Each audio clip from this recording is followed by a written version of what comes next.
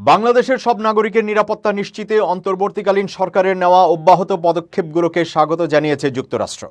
স্থানীয় সময় মঙ্গলবার যুক্তরাষ্ট্রের স্টেট ডিপার্টমেন্টের একজন মুখপাত্র একথা জানিয়েছেন। বুধবার এক প্রতিবেদনে এই তথ্য জানিয়েছে সংবাদ মাধ্যম ভয়েস অব আমেরিকা।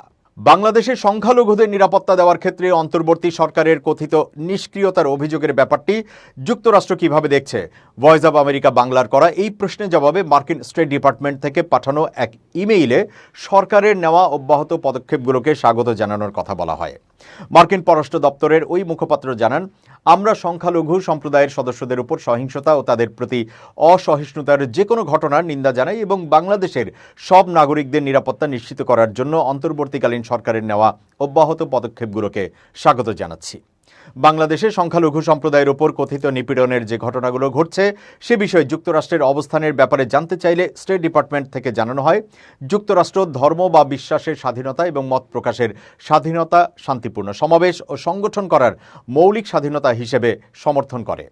আমরা নিয়মিতভাবে বাংলাদেশের অন্তর্বর্তী সরকার সহ আমাদের সকল অংশীদারদের কাছে সেই সমর্থনের কথা জানাই।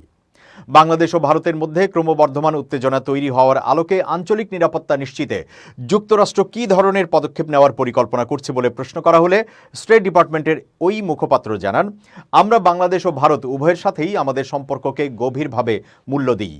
তাদের একে অপরের সাথে কূটনৈতিক সম্পর্কের ব্যাপারটি আমরা বাংলাদেশ ও ভারতের সরকারের ওপরই ছেড়ে দিয়েছি।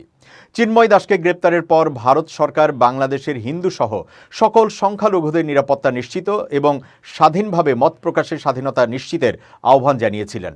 আর সেটির জবাবে বাংলাদেশ সরকারের বিবৃতিতে অভিযোগ করা হয়, দিল্লির বক্তব্যে বাংলাদেশ সরকারের প্রচেষ্টাকে সম্পূর্ণভাবে অগ্রাহ্য করা হয়েছে।